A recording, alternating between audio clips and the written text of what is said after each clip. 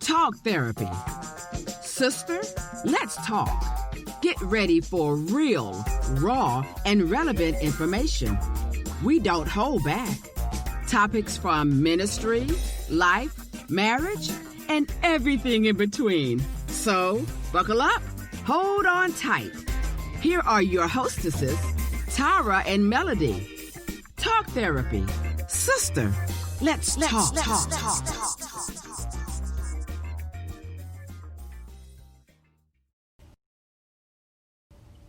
All right, you guys. Welcome. It's time for the Talk Therapy Show. I am Tara T. Stallings, your host, and I am Melody Manning. How y'all doing today? We have an exciting, interesting, and needed show discussion that we're going to be talking about tonight. We're going to be talking about seasonal sadness. Now, we know that there is a disorder called seasonal-affective-disorder.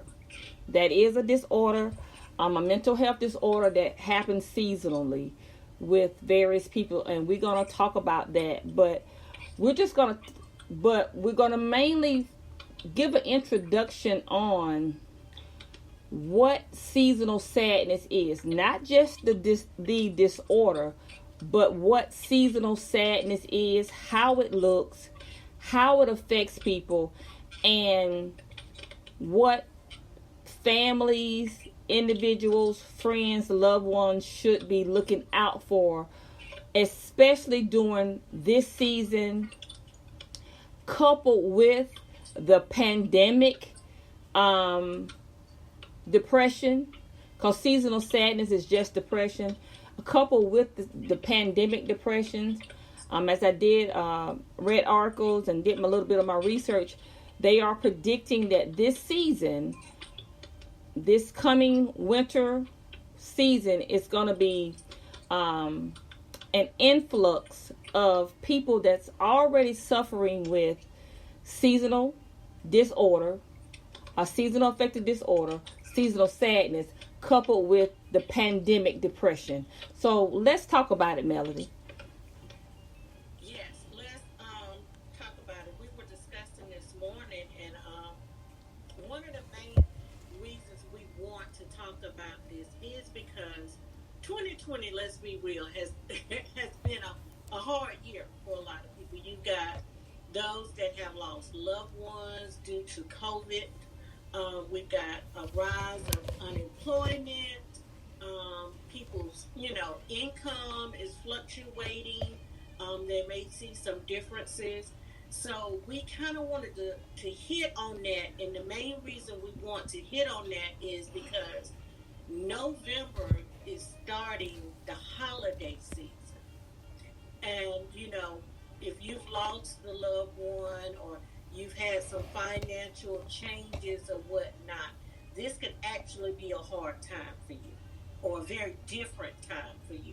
So we want to kind of prepare you all for that, what to recognize in others and also in yourself. And also to talk about that this is a time that families should really come together, not separate, run away, but really pull together and be together during this time, because this year has been so different for a lot of us. And just to recognize some stuff within ourselves. A lot of things has happened, and we have to remember they are experiences. We have each one of us have experienced some things this year, but we are not our experience. So we have to remember that. And one thing with the seasonal disorder is that we're looking at the days are a little bit more gloomier.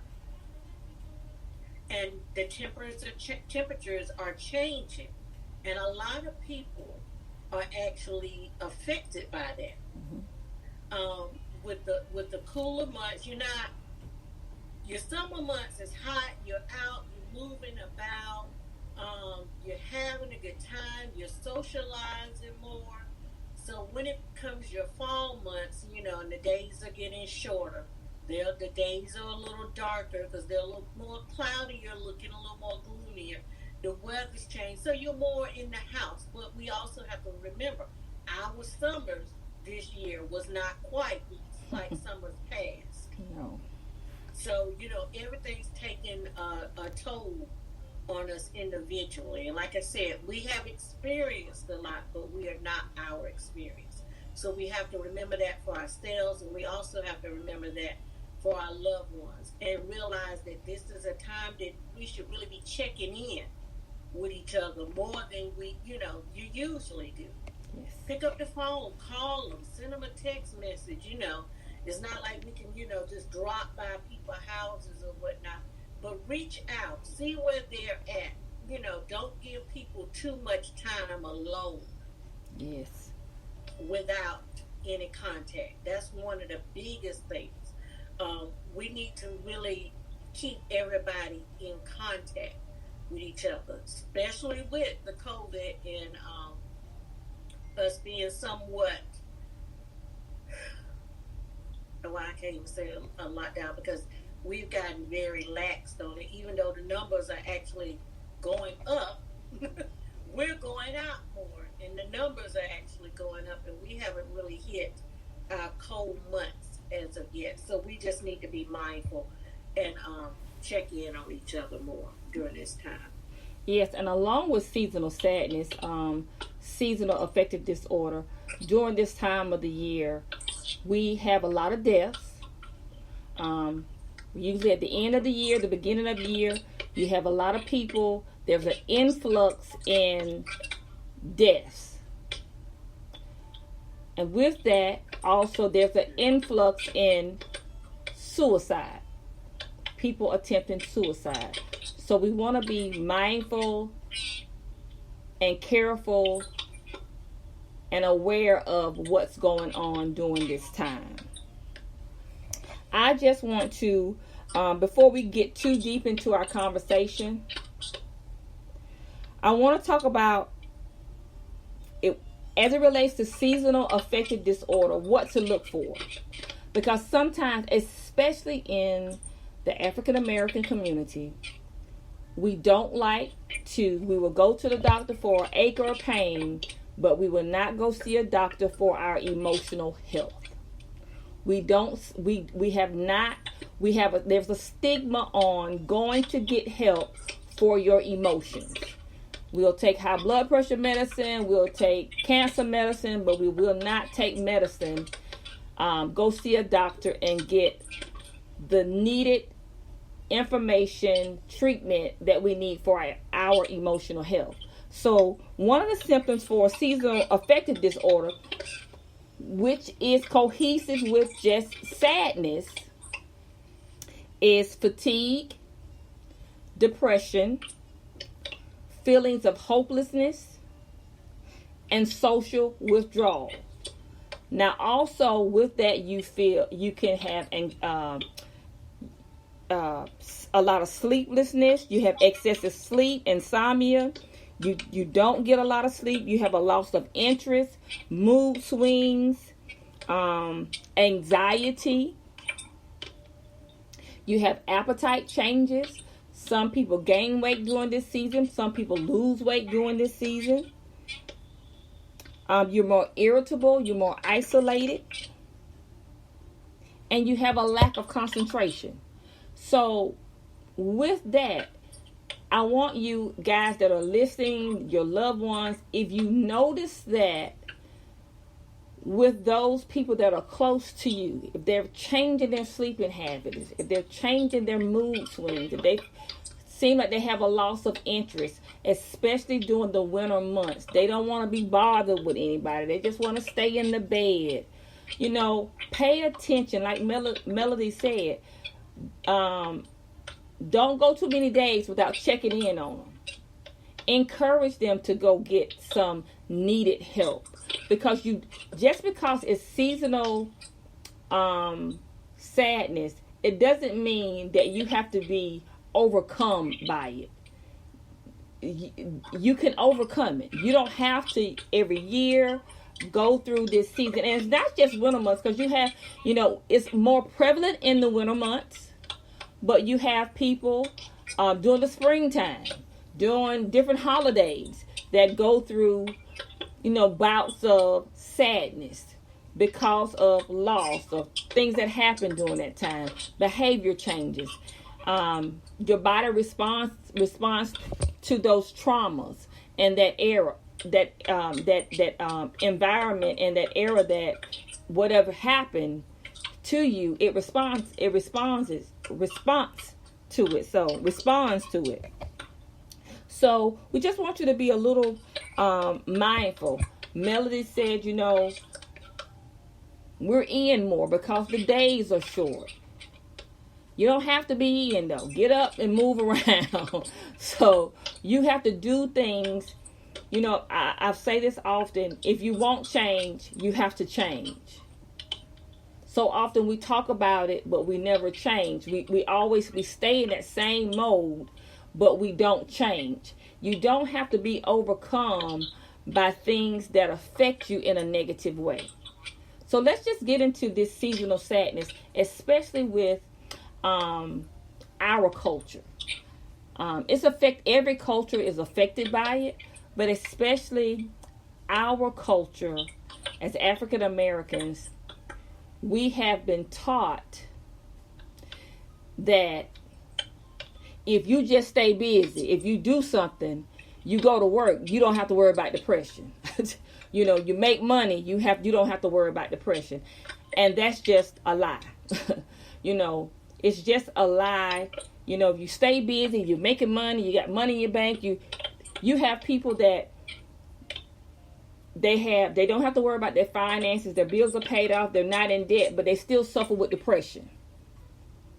So it's more than just having things and stuff. It's more than just, you have people that, what I call functioning depressive people.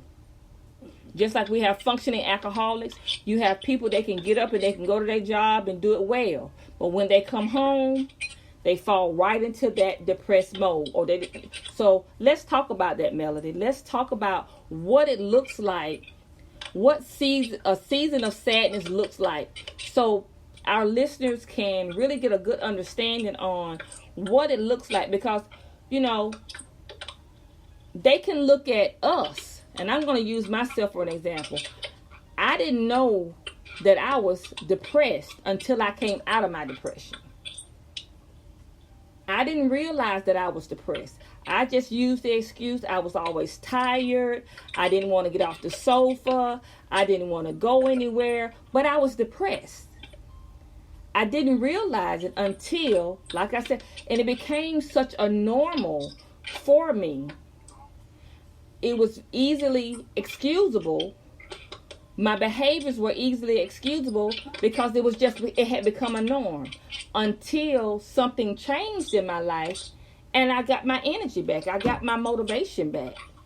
And I didn't realize until, oh wow, I had been in a season of, well, it wasn't a season, it would have been diagnosed as persistent depressive disorder, the symptoms that I had. So let's just talk about it with our viewers, Melody. Well, one thing too with seasonal affective disorder, sad. We just don't call it sad because that is what it is actually referred to. A lot of it has to do with the serotonin in our brain.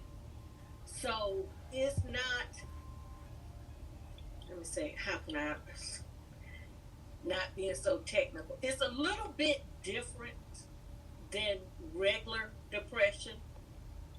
So one of the ways to combat that is if we up our vitamin D.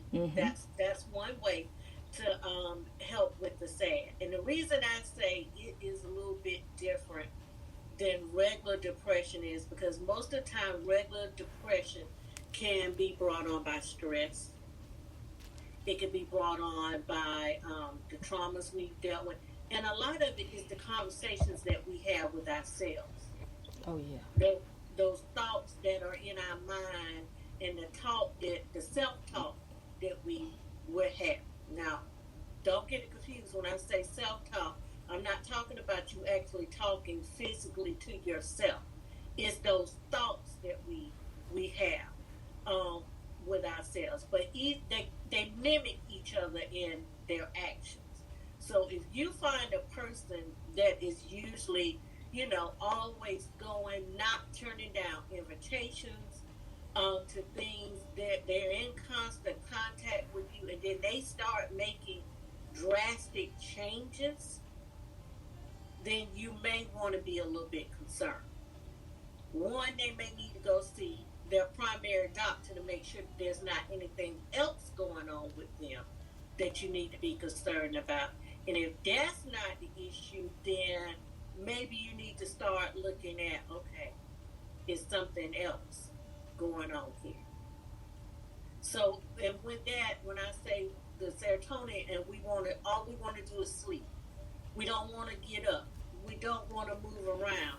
We've got to find a way to deal with this new norm, because a lot of it this year is going to be based on our new norm right now. We're not out as much as we are usually out. We're going out and we're wearing masks and we distancing even when we go out. We don't have that human contact. And that human contact, we sometimes don't realize how much a hug, a handshake, can be a healer. Mm-hmm.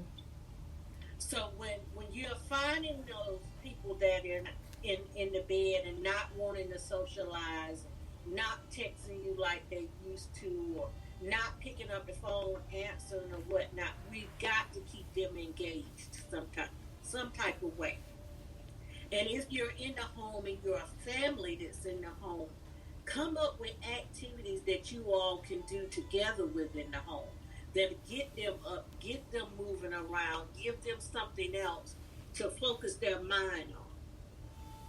Play games, put some music on, make your house a club, have a good time, do different things, but you got to get them up and functioning and keep them from being so disconnected, because you don't want them to stay disconnected too long, because that in that disconnection, we got to remember those thoughts, those self-conversations that we have could then take that person to a whole nother level. Yeah. And we don't want it to get to that level. Exactly. And I just want to say this: everyone that experiences sadness is not a disorder. Some people during this season, they're sad because, like Melody said, it's the holiday season. They have loved ones that they're going to be grieving over. They're missing them. We've had a lot of deaths this season during the pandemic. On top of being isolated, because I think we're going to be isolated. We're going to be locked in again during this season with the numbers increasing. So sad and just depression itself, they can mimic each other, but it doesn't necessarily mean you have a disorder. It could just be, it's the holiday season. You're lonely. You don't have a boo. You missing a loved one that has gone. This may be the first Thanksgiving, Christmas, New Year's without that person being there. So you feel you have those depressive behaviors. You're going through a depression. So you want to do things to keep yourself motivated during this season so that you don't find yourself in a depressive mode for the winter season during the holiday times. Because what it can also translate into is persistent depressive disorder. Because sometimes, like Melody shared, it's those thoughts that you have. Sometimes you start with those negative thoughts and those self-talk, that self-talk that you talk, those thoughts that you think. What happens is they continue. you get in a mode of depression and you can't get out of it. You seem to get stuck in that mode. So you don't want it to translate over. You want to be aware of it so that you can combat it with the right tools so that you can overcome it. Exercise is I am an anti-medication person. Let me just say that. I am anti-medication. But I don't discourage medication when a person needs it. And some people, they need that medication to regulate them until they can regulate themselves. Sometimes they need medication. But exercise, and I'm reminded of the 80-year-old, I think she's like 85 now, the 85-year-old Miss Ernestine, I think her last name is Smith. She is the 85-year-old bodybuilder that started exercising and weightlifting because she became depressed after her sister died. She was like 54, 60 years old, and she became depressed, went into a bout of depression for a number of years. And what brought her out of that depression was she started exercising, started getting that dopamine that in her brain cell, which is dopamine, is that feel good hormone, so that she could get herself out of that depression. Moving around, like Melody said, turn some music on, do some exercise, get out the house, so that you don't have to get stuck in not just a season of depression, but a lifetime of depression also. A lifetime of depression. Even now, we were posting, someone said, well, why I'm feeling that sadness now. Well, then you have to, I always say you have to be in a always evaluating mode of yourself. You have to always be evaluating what's going on with you and why. Why do you feel that way? What's going on? What's changed? So once you can find out what that why is, then you have at least the first step so that you can start evaluating and combating those depressive feelings.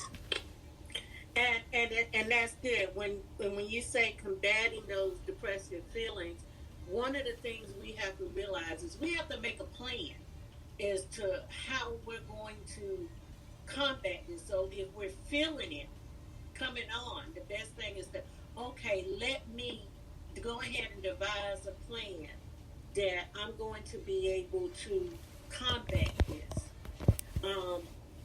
Because one thing I said, keep moving. Get up, plan to go walking more. Even if it's just a 10-minute, walk.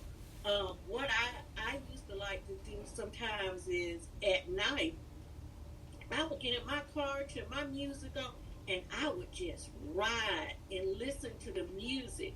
Not really thinking about anything else, just riding and listening to the music. And that was, my way of having a good time and a little self-care for me. Exercising, making sure you're exercising good. Also, a good diet. Because we have to realize a lot of the foods that we put in our body triggers a lot of different things. Yes. So watching what you're eating also. Because one thing is when you fall into sad, and even with depression, there's a weight gain. Because one thing you're doing is you're eating. Most times you're sitting down, you're in your own world, and the first thing you want to do is eat. And more than likely your eating habits are not good during that time. So really become mindful. That's another thing to combat that. Start, looking at some recipes. Get on Pinterest. Start following some cooks that's doing videos or whatnot. That'll get your mind to working and get it off of some of that self-talk that you may be having. I'm not worthy. This happened, and missing this and whatnot. It'll kind of give you something else to focus on. Yeah. We had one question from one of our Periscope viewers. He said that one thing about therapy, it takes so long. He said they said, I don't know if it's a he or she, it said that they took 4 or 5 sessions before the therapist could get to an understanding. Well, now in traditional therapy, in traditional psychotherapy sessions, they tell you it takes anywhere from 6 to 8 sessions before you get a breakthrough. It all depends on the willingness of the client of sharing information so that the therapist can help them identify what the problem is. Most of the time in traditional therapy, they get what we call a biopsychosocial, that gives a history of, your mental health, your family. So I share this. I am a counselor, but I'm also a certified life coach, and I merge my skills together. With traditional counseling, you have to really understand that it's a two-way relationship. Building a rapport, because you have a client. If you're the client, if you're the therapist, you're talking and sharing information with a person you do not know, and being comfortable with sharing vital information. It may take a few sessions, because one thing about people in general, they share what they think you want to hear, and they don't share what needs to be shared. And a lot of times those things what's being held back is the information that the therapist needs to help you identify what the core problem is. And once you identify the core problem is, then you can start working through it. And sometimes that does take a while. So remember, when you're going to working with a traditional psychotherapist, a counselor, you need to know that it usually takes, they tell you, it takes anywhere from 6 to 8 weeks to find out the issue. When it comes to your emotional health, I want to say this. When it comes to your emotional health, one session is not going to do it. Just like if you have high blood pressure, diabetes, cancer, one pill, one dosage is not going to do it. It's just not going to do it. So we have to be willing to put in the time, the willingness, the transparency. When you're going to talk to counselors, life coaches, consultants, clergy, whatever, you have to be willing to be, you got to lay stuff out, you got to lay yourself to be open. You have to be open and talking. And then, let me say this from a counselor perspective, you have to make sure you're with a competent psychotherapist, a therapist. You have to make sure that you're with a competent therapist, because all therapists don't have the same specialty. So what you're needing that therapist may not be the best person for you. Sometimes, just like you have if it's cancer, you go to an oncologist. If it's a heart problem, you go to someone that specializes in cardiovascular.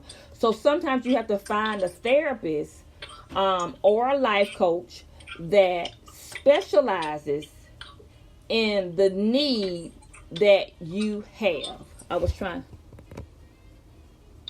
Okay, well, he said that the therapist was only looking at the clock. Well, like I said before, you want to make sure that you have a competent therapist. And let me say this, just like in all professions, whether it's counseling, coaching, mechanics, barbers, hairstylists. You have good ones and you have bad ones. So in all professions. So don't allow one experience to deter you from finding the right fit for you, because sometimes it takes you going through more than one person before you can find that right fit for you. So I encourage you not to get discouraged because that person maybe was not a good fit for you, but it is a person out there, whether it's a psychotherapist, whether it's a life coach, that can help you, that has a specialty in whatever area that you are needing help in, to help you. And then I would say this: a lot of times, depending on the issue, you may be seeing as a therapist and a life coach. You may need a therapist and a life coach. Just depends on what the need that you have. So yes, let me just say that. I just want to make sure I address that, because you have knee surgeons. All knee surgeons aren't the best. That's why when you if you're having surgery, you'll say, well, hey, I want the best. You may have 10 surgeons that do knee surgery, but you may have one that has taken the time to become an expert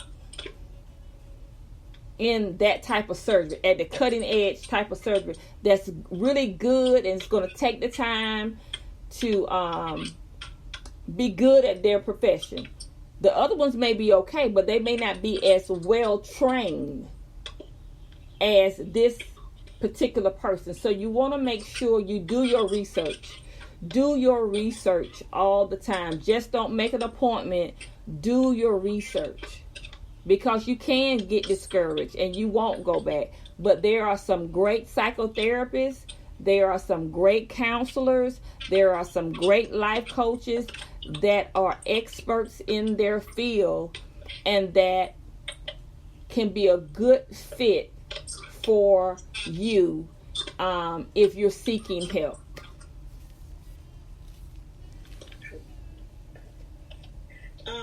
Now, also, I want to say this about SAD. And we have most of our viewers, I want to say, are women, because that's who it affects mostly, is young women and teens. So we can't leave our children out. So you need to kind of watch how your children are behaving as well, because those are the ones that are usually mostly affected. And then also, if you have a history of depression in your family, you may be affected by SAD. Not necessarily have a diagnosis of depression, but you may, have bouts with SAD. So we just have to make ourselves aware of it. And we really got to get the family together and devise a plan as to how everybody's going to handle the holidays. And that's one of the things why it was so important to me that we talk about this, because these holidays are going to be different this year. Mm-hmm. This is going to be a lot of people's first time without that mama, that daddy, that sister, that auntie, that good girlfriend, or the boo or whatever with them, because we've had a lot of loss due to COVID. So this year is going to be a year of first, and we really got to pay attention to each other, because even though it's not being talked about in media, we've got some things that are on the rise. One, numbers are higher for COVID.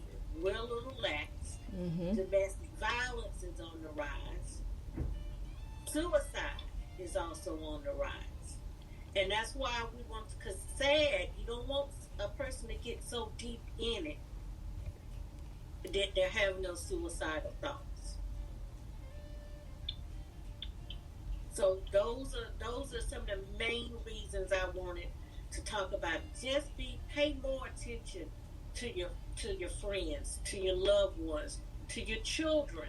the young women in your family, because those are the ones that are mostly affected by SAD, is young women and teenagers. So pay attention to them. And if you got somebody that's had lost by to death this year, make sure you reach out to them during these holidays. We have culturally, we have this thing where when somebody dies, everybody is around up until the service. But the time when the family or an individual really needs somebody is that day after, when everybody gone home, and those weeks after. Because most of the time we're good, with everybody around. It's those moments when you're alone and you sit with it. And that's when a lot of people, it really hits them that that loved one is gone at that point. And everybody else gone home and they've gone back to work. So we take some time. Make sure we check on each other. I can't stress that enough. Check on each other. Go drop a meal off. If you got to leave it on the porch and say, hey, I brought you some food by us on the porch. Pick up the phone and call. We got so much technology. Everybody want to text. Pick up a phone and hear somebody's voice. Because one thing with a text message is it's hard to determine the person's emotional state, unless they say something through a text message. A text message can hide a lot of things. Yes. Sometimes when I get text messages, I'll be like, wait a minute, let me call them because I need to know where their mind is. Yes. So text messages leave a lot to be desired. Pick up the phone and call somebody. Definitely. Keep contact. Come up with a way, hey, if you got, think of games, y'all do a family Zoom. I know my family a couple of months ago, when we were really under quarantine, all the cousins, we got together, we did a Zoom together with all us cousins on the phone. Everybody just chit-chat and laughed and had a good time and stuff. Incorporate those type of things if you can't be together with everything that's going on. Make it fun, have the music and everybody in their living room dancing and you watching them. We got to come up with ways to stay connected. Yes, definitely. Don't overlook the obvious. Don't overlook the obvious. Especially when it comes to our youth. I work with the youth a lot, and they're home, and I know parents themselves, they're going through a lot of uncertainties and emotions, but think about your children. Just like you are maybe experiencing some unsettled emotions, they are too. So if you notice that they are sleeping more, their behavior has changed, they're more isolated, they're more angry, talk to them. You may want to seek help for them because, a lot, children are like babies. Babies can't express themselves, so they cry. Well, children can't always express how they're feeling, so they act out. Adults, they don't always express themselves, but so they act out too. They drink, they smoke. I was just talking to a professional the other day, and they were sharing that people that they know that never smoked marijuana before are smoking marijuana because they are having feelings of anxiety due to this pandemic. Because whether we talk about race and all of this stuff, but we don't talk about how people are affected and how poor people are being affected even more. The underprivileged people are being affected even more financially, and emotionally. So we really need to kind of hone in and have these conversations more, so that we can get the tools that we need, so that you can get a better understanding and know how to combat those emotional feelings of depression and anxiety. Because you can go from depression to anxiety and have depression and anxiety, and that will cause some physical body changes, also physical body ailments. Because we heard some of those commercials that depression hurts. Well, depression does hurt. Depression causes body aches. Depression causes headaches. So it does. You can have physical pains in your body because of depression. So understanding look, I say this: you have Google. Google. Now, don't make this your doctor, but if you know your mental state has changed, start Googling some stuff. See what it may be, and then call your doctor and say, "Hey, I'm experiencing some of these symptoms. I need to talk to somebody. I need some medications. This is what happens." And don't be afraid. Let me say this. Don't be afraid to share. Because what you think is not a factor in your emotional health could very well be the factor in your emotional health.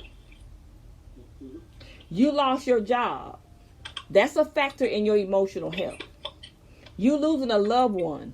That's a factor in your emotional health. You being afraid to go out of your house, that's a factor in your emotional health. You being isolated from people, that's a factor in your emotional health. So don't just overlook what seems to be unimportant as not being a vital source of information to the doctors or to your therapists, to your counselors, or to your life coaches on the information that they need. When you go in, you share it all.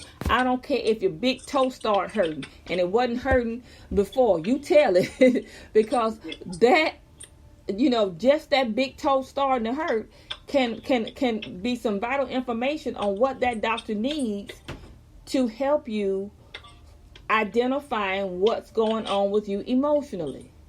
And then, like Melody shared this, and it's so prevalent. What are you thinking? What's your thoughts? Your thoughts play a major role in depression and anxiety. Where do we get our thoughts from? The people that we hang around, the music that we listen to, the television shows that we watch, the books that we read. All of that helps our past, the people that we used to associate with. All of that helps formulate your thoughts. We call it stinking thinking. Stinking thinking. Sometimes you need to change the music that you listen to. And I'm joking. We used to say this jokingly, but when you're in a relationship, don't go play Sade. If you just came out of a relationship, don't go play "Oh, My Heart Is Broke." It's going to put you right into depression. If it's the holidays and you usually get sad and lonely during the holidays, don't go play those songs, "What Do the Lonely Do." Don't go and play those Christmas songs. Play some upbeat songs. Don't go and play those songs. "My dog gone, my mama gone, and she left me." Those are not the songs that you want to listen to, because all of that plays a part in your thought process. And with you saying that, Tara, I know sometimes when I have a lot of stuff on the brain, and if I'm sitting down and I'm watching TV and I want to just escape for a little while, you will find me watching some type of comedy. And if I really, really want to escape, I put me on a kid's cartoon. Because kids' cartoons, well, let me say this, some of them could be innocent, and and it doesn't have all of the politicking and all the different things going on. And most of the time, if I'm watching a cartoon, it's an old cartoon because the new cartoons they different than what we grew up on. You can find them on YouTube, but those are the type of things that we need to really take into consideration. Because one thing everybody's anxiety is high. We got a lot of going on. Like you mentioned, Tar, you have people that are losing jobs, people that are afraid to lose their jobs during this time, worried about their jobs ending or different things. So all of that leads to, can be contributors to seasonal affective disorder. So we have to be mindful. And even during this time, with COVID, we're going to see a lot of PTSD during this time, believe it or not. Post-traumatic stress syndrome. Stress syndrome, Stress syndrome. Yeah, couldn't get it out, y'all. But we're going to see a lot of that during this time because everybody is so uptight. Election, like you said, money problems, loss of loved ones. We're seeing a lot in 2020. Yeah. All at one time. We're seeing a lot during this time. Not being able to be with a loved one during their loss, during their death, yeah. And that's another thing. So this year, mental health at this time is very important. And Tara, I want us to kind of touch on something else about it right quick. We got about 10 more minutes. Is a lot of people feel that mental health treatment is not readily available, or they have a hard time if they want to go. A lot of their insurance may not cover it, and due to the nature of the mental health, it may be a while before they can even get in to see a professional. Well, I'm going to plug us for a minute, Tom. If you feel like you need to speak to someone, Tar is a life coach and a counselor. I'm a certified life coach and about to be a certified mental health coach. If I can't help you, I'm going to point you in the direction of somebody who can get to you. Or Tara can help you. It's out there. You just have to seek it. And then there are different options. I'm going to say this. Tara, is it okay if I say? Yes. There's different options also for payment. So don't ever think that it's out of reach. Because you need to be concerned about your mental health just as much as you are concerned about your physical health. Sometimes we do what we need to do to get to the doctor if we need to go see a regular primary physician or a cardiologist or OBGYN. We do what we need to go see them. It's help out there. You just need to make the step to reach out for the help. Yes. And then if we can't help you, we're going to point you where you need to be for the help. Because that's one thing I found in talking to people. They think, oh, it's so expensive. I can't afford to sit down and talk to somebody, or my insurance doesn't do it. Well, there are some that you can go see and your insurance may reimburse you. And we can point you in the right direction for that. So make the step to do it, because it's very important. Because if your mental health is not right, your mental health affects your physical health. Mm-hmm. It can gravely affect your physical health. The mental health can bring on so many other physical problems. It's like Tara had described. You got pains in your bodies. You got headache. You can lose your appetite. Your appetite can increase. so many different things. Your heart can be affected, and if you're totally stressed out, it affects all the organs in your body. Yes. So, and if you're sleep deprived because you got something going on mentally, sleep deprivation also affects your functioning of your body. And if you're the longer you walk around in this state, not getting the help, the more damage you're doing on your body, your overall person, you're doing damage of it. And then do you really have the quality of life that you want to have to be able to give to those that you love? Yeah. So, that's why you hear a lot of people big on self-care. Self-care is very important, because self-care to me is not just going to get your nails done, not just going to get a pedicure. Your self-care may just be somewhere sitting quiet for 10 minutes. But we have to take care of ourselves. We only have this one body, this one mind. We have to take care of it. And your mental health is just as important as your physical health. Sometimes we as a culture have put the mental health side of it on the back burner, because we put such a big stigmatism on it that people want to say, oh, something wrong with you, or, you're crazy, you ain't right, she ain't right, and whatnot. No, take care of yourself. Do what you need to do so that you can be your whole self. Yes. Yeah. And I didn't mean to wreck y'all, but I'm very passionate about it. Because we do culturally, we are people that we shun away from the mental health side of it. Because the first thing you'll hear, Black people, we don't go see therapists. We don't go see counselors. We don't go see shrinks. That's what they say. Yeah. And they're different.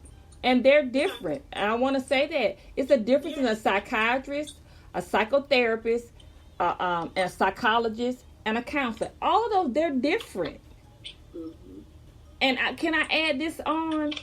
You were talking, if your pastor is not a professional pastoral counselor, he may not be able to help you. We have been taught to go pray about it. I pray about everything, just about. And I'm not knocking churches, because I believe in church. I believe God has the answer, but God works through people. So, just like Melody said, especially African Americans, we don't want to get help, but we'll go to the pastor or we'll go to the church, and they are not trained to do that. They're not trained to help you. Go see a counselor. Come see a life coach. Somebody that's trained in helping you emotionally. If you are a spiritual person, find one they have a lot of Christian counselors out here. They have a lot of Christian coaches out here. They are trained biblically in the Word of God that can help you. They're Christian doctors. So don't sit and suffer, because statistically, when it comes to bipolar 1, schizophrenia, schizoaffective, anxiety, disorders, depression, African Americans are top of the list, and they go undiagnosed. They are top of the list of those statistically, but they go undiagnosed until they go to jail, or they're in prison, and then they're diagnosed because of the fact of that stigma. So go get some help.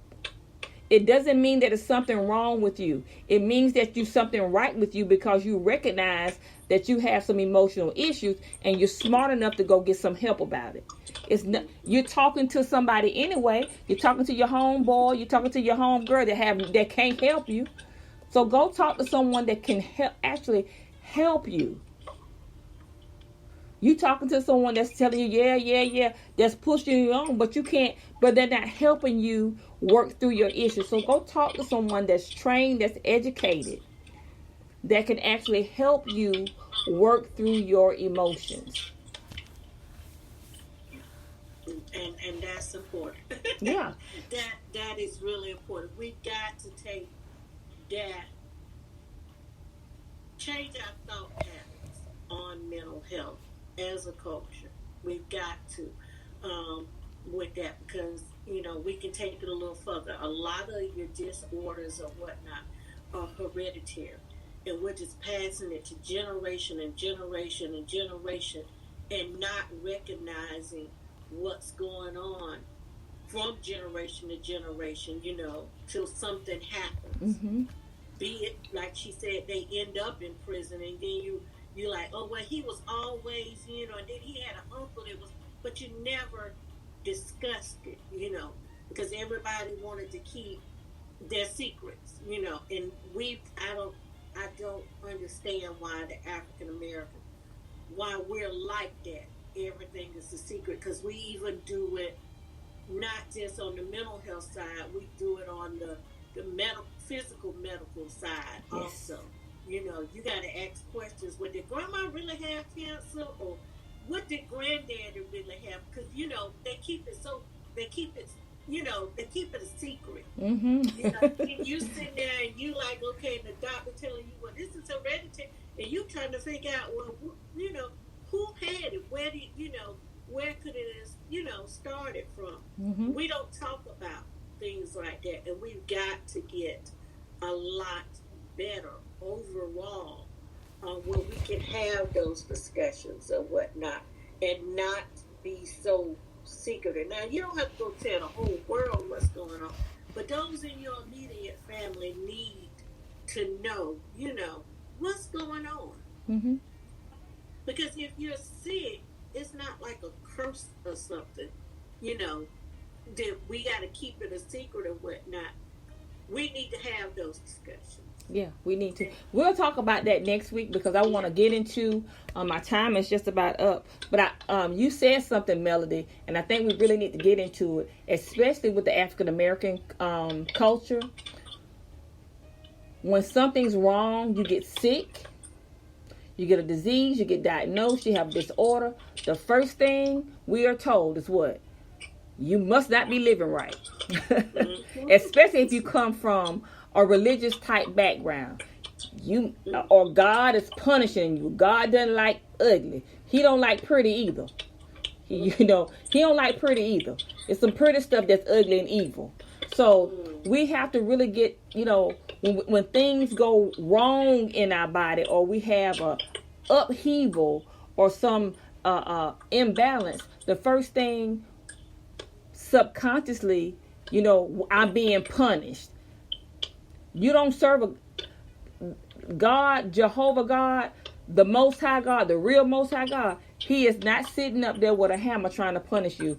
That is not what he does. He doesn't heal you from your disease to give you a disease. He is not the giver of diseases. He is the healer of diseases and sicknesses. So let's talk about that next week, so that our viewers can get a good understanding. I think, we talk about our topics are real, raw, and relevant.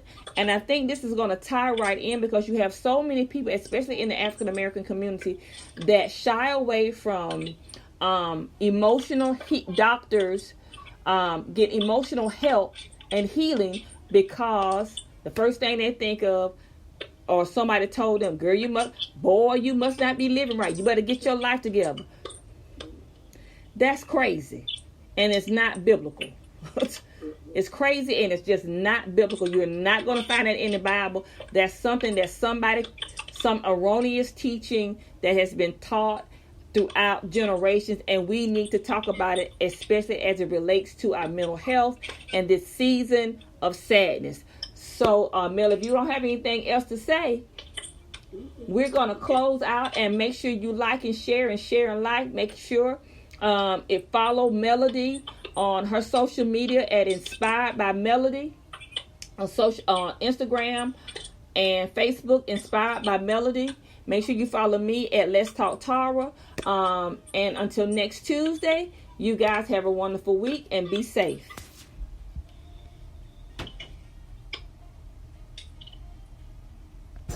Thank you so much for joining us. Come back next week for more real, raw, and relevant information here at Talk Therapy. Sister, let's talk.